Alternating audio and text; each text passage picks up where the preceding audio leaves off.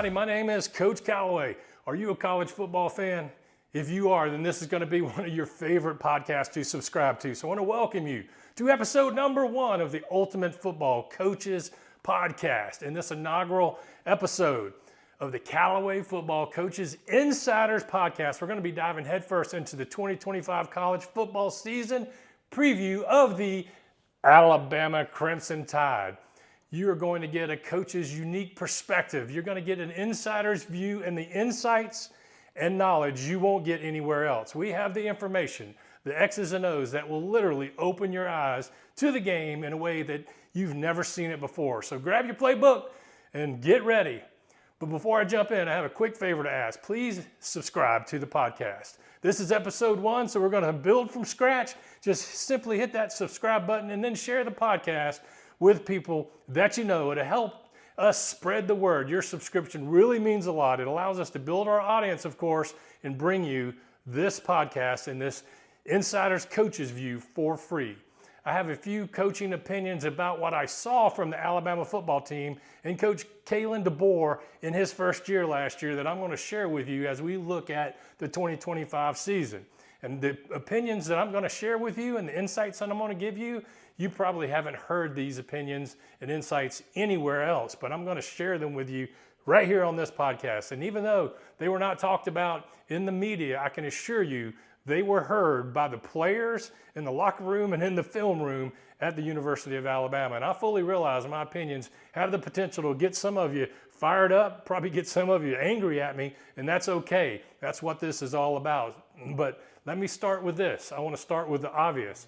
Coach Kalen DeBoer cannot miss the playoffs this year in 2025. If he starts his first 2 seasons out down in T-Town without a playoff appearance, things are going to get very loud and very uncomfortable down in Tuscaloosa, Alabama. You know, under the GOAT, Coach Nick Saban, they won 10 games per season, every season since 2007. And Coach DeBoer's first season was the first time since then, since 2007, that Alabama did not win 10 games. The kicker was they lost to people like Vanderbilt. And then on the third Saturday in October, they lost to hated rival Tennessee Volunteers. And then the final nail in their season was getting embarrassed, literally embarrassed by an underperforming Oklahoma team last year before getting beat in the bowl game for the second year in a row by a Michigan team. And last year's Michigan team could not even score any points. Bama lost to them in the bowl game, losing 19-13. They have to bounce back this year, no doubt about it. In his second year, DeBoer must get this team to a 10-win season and get into the playoffs. And believe me, he understands it. He understands that this is not a program in Alabama where a 9-4 record will cut it down there. It's certainly not getting beat by teams less talented than them like Vanderbilt. Now, it is true, Coach DeBoer has proven himself that he's a solid coach. He's a winner. He's won everywhere that he's been. He has had a lot of success. We know that he started out, he won 3 NAIA national championships. Then he went 12-6 at Fresno State and 25-3 with the Washington Huskies. That's an impressive resume. He led Washington with that 25-3, record there. He led them to the national championship game 2 years ago. So he can coach, there's no doubt about it. But Alabama is a different place. It's a different deal down in Tuscaloosa. The expectations are different. The athletes are different. The weekly competition, week in and week out, is tremendously different. And here's what I saw with the Alabama team in his first year that really concerned me last year. Number 1, the general conduct of the players. Where we saw a lot of players have less emotional control and had a general lapse in player conduct that you never saw under Coach Saban's leadership. Just one example of that, of course, is Malachi Moore last year in the Vanderbilt game, where he was so frustrated. He literally kicked the ball as it was rolling around on the ground. Then he refused to even leave the field when he was getting substituted for.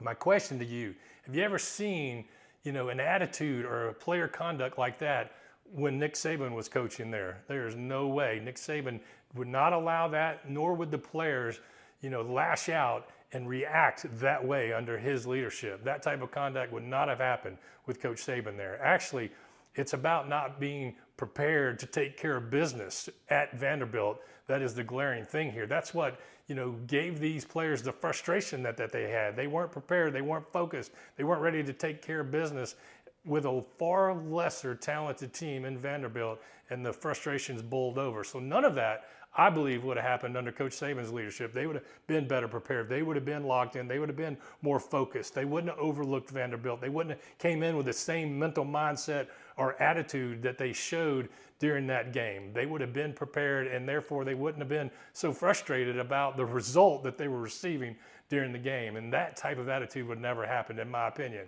That loss was not just a physical loss. It was a mental loss.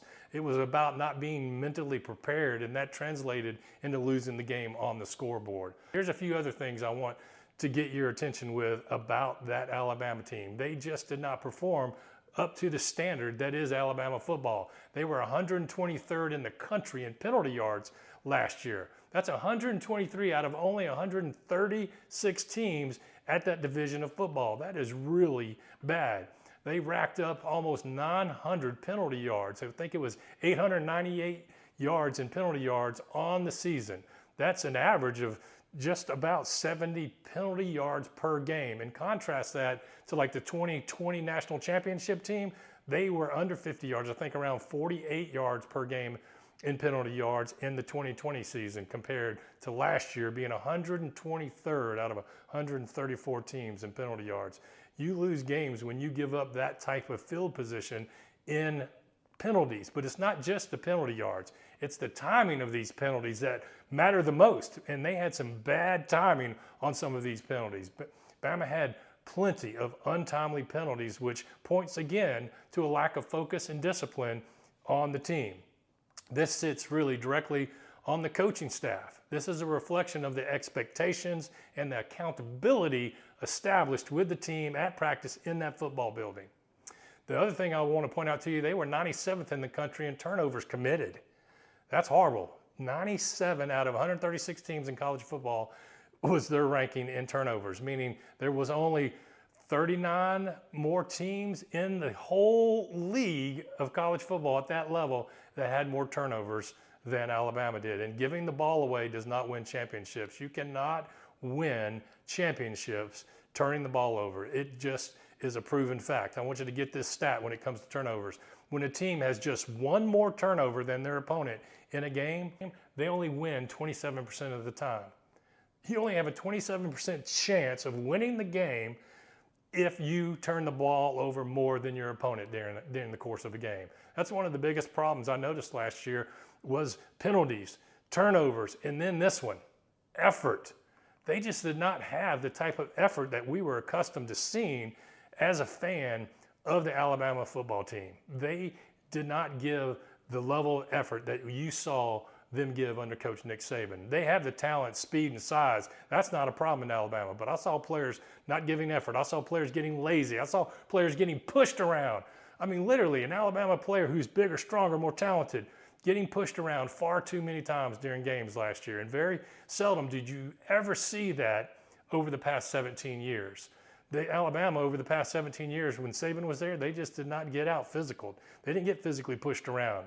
And they, for sure, didn't give a lack of effort. They always gave effort on every play, no matter what the scoreboard was. How many times do you see Coach Saban, maybe in the fourth quarter, they're up by 30, 40, sometimes even 50 points on an opponent. There's 2 minutes left in the game, and you see Coach Saban having a meltdown on the sideline because someone commits a penalty, or someone misses a tackle, or they miss an assignment. Coach Saban would freak out on the sidelines. You know what I'm talking about if you've watched them play over the last 17 years. You did not see that last year from a Kalen DeBoer team. You saw penalties, you saw more turnovers, you saw lack of effort, you saw conduct problems. Again, this is all a reflection of being locked in mentally and having your focus where it needs to be. It's not a talent thing, it's a mental thing. And you've got to set your leadership as a coaching staff. You've got to set a certain level of expectation at practice and in that football building to correct those things. They must be fixed if Alabama's going to get back on top.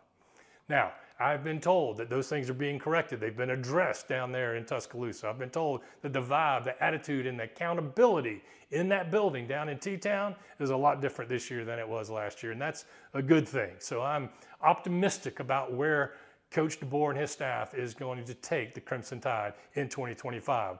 But as I stated at the beginning, he's a proven coach. He's got to get it right. But here's one thing. He didn't have his main partner in Coach Ryan Grubb last year. We know Ryan came there for a few weeks and then left and went to the NFL, but he's chosen to come back. And Batman and Robin's back together. Coach DeBoer's main partner on his staff, Ryan Grubb, is back with him. And trust me, having your guys, the right guys on your staff, makes a major difference in the entire program. Not just with the offensive, brilliance of Coach Grubb and what he and DeBoer has been able to do historically together, but just, that attitude and that comfort level, permeates throughout the entire building down there and the entire team. So getting Grubb and DeBoer back together, I believe will have a very positive impact on the team and their performance, execution, and success this year. Now, according to the odd makers, Alabama has the 6th best odds to win it all. They have the 3rd best odds to win the SEC behind Texas and Georgia in 2025. Now, we know that, the quarterback position, we had to figure it out. They've, selected Ty Simpson to be QB1 down there, and I believe that's a good decision. If you follow recruiting, you'll remember that Ty Simpson was a 5-star recruit. So the question is, how much has he developed in the 3 years of being at Alabama? Can he take that 5-star recruiting status and the maturity and the experience of being in the program for 3 years and lead Alabama back to the promised land? Their success will come down to offensive consistency this year. The swings in the offensive consistency last year were huge. The offensive team that we saw on the field at LSU versus the offensive team we saw on the field at Oklahoma could not have been further apart. Major difference. Even in the Georgia game, the first half offense that we saw in the Georgia game, and then the second half. Of course, they turned it on at the very end to pull that game back out when Georgia visited Tuscaloosa last year. But the inconsistency in the offensive performance last year with Jalen Milroe was huge, and I expect Ty Simpson will not give you these huge swings in performance like we got from Jalen Milroe last year. And as a coach and as an offensive coordinator, which I am, it's hard to put together a game plan and call plays when you literally have no idea which Jalen Milroe you were going to get on game day last year. This is where Ty Simpson will bring consistency back to the program. You can game plan and call plays around consistency.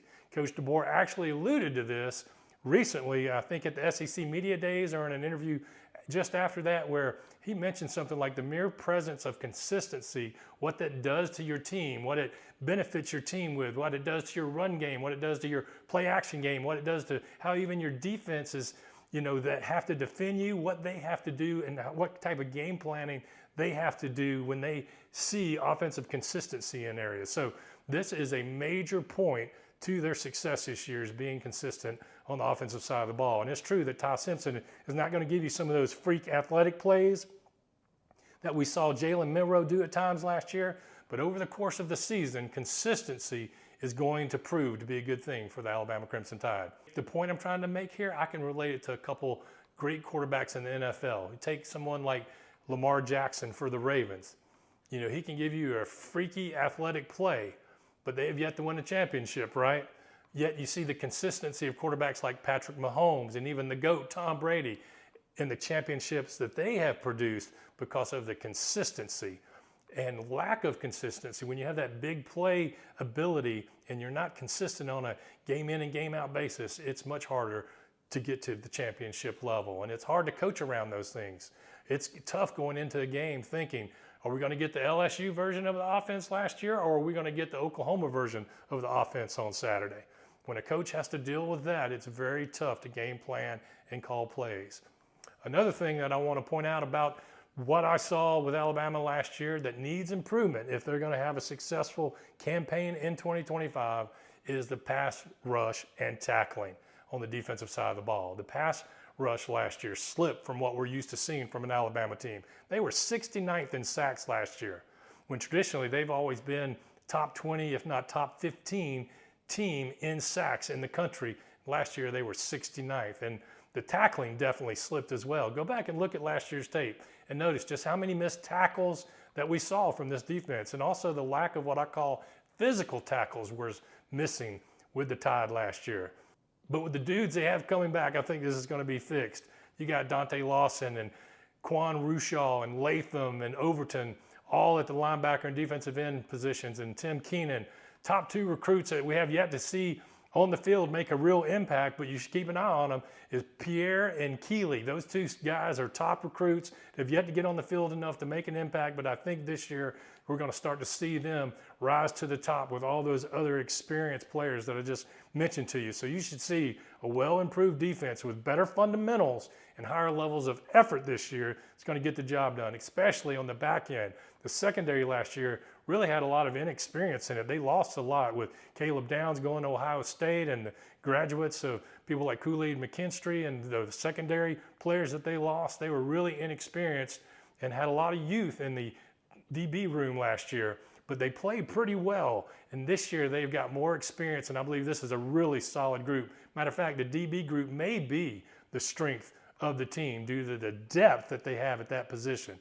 The second string guys in the defensive backfield would most likely start at most other places around the SEC. So I really think you're going to get a much improved defense. I think you're going to get more pressure on the quarterback. You're going to have more fundamental tackling. You're going to have more physical tackling, and you're going to definitely have an improvement on the back end. So the defense, I think, is set to really look like an Alabama defense that we're used to.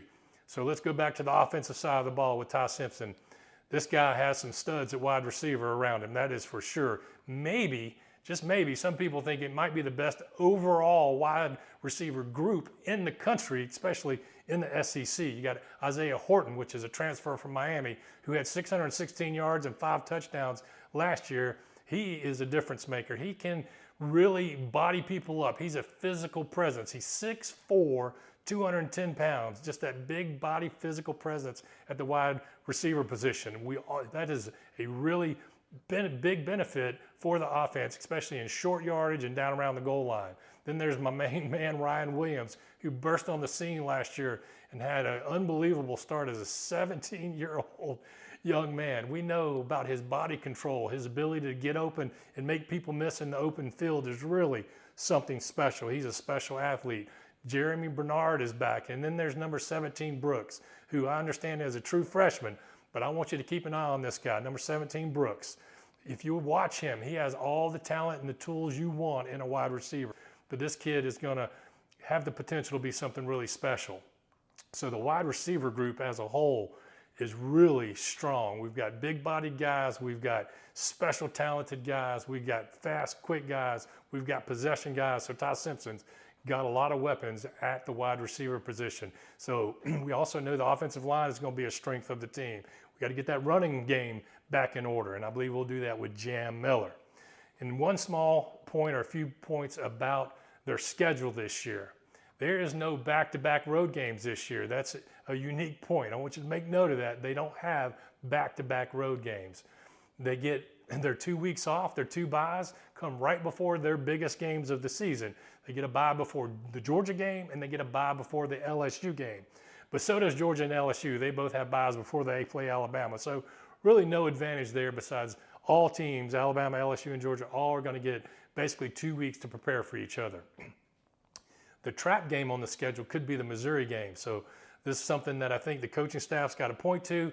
You know, it's a big time game in Columbia, Missouri down there, and you got to be careful because right after we go to Athens and play Georgia, then we get Vanderbilt back at home before the Missouri game. But that Vanderbilt game, because of what happened last year, the team's got to go get out of the Georgia game. They got to get locked in and focused, make sure they take care of business at home against Vanderbilt, and then they can't lose their focus and have a letdown and go into Columbia, Missouri and play those Tigers and get, beat up down there because Tennessee is on the other side of that game. So you've got the Georgia, Vanderbilt, then Missouri, then Tennessee game all jammed in there, and you got to stay focused because the schedule is not going to get any easier. Right after that Tennessee game, the third Saturday in October, they head to Columbia, South Carolina to play the Gamecocks, and that is always a lit stadium and a tough place to play. And then right after going into Columbia to play the Gamecocks in South Carolina, they've got LSU waiting on them when they get back home, followed by Oklahoma, which embarrassed them last year. And then they are off to the Iron Bowl in Auburn this year. So the schedule is not an easy one. It's the 9th hardest schedule in the nation, according to the odds makers. The bottom line is this. Alabama is returning a lot of experienced players who decided to stay around and stick around, a lot like Ohio State had last year. They are a talented group, and they're certainly talented enough. If they have their mind in the right place, they got the right mindset, the right focus, the right attitude, and they stay locked in and stay focused and give the effort required to be a championship team, they have a legitimate shot at winning the SEC. But they'll have to get through Georgia and Texas, which is no easy task, to see that become a reality.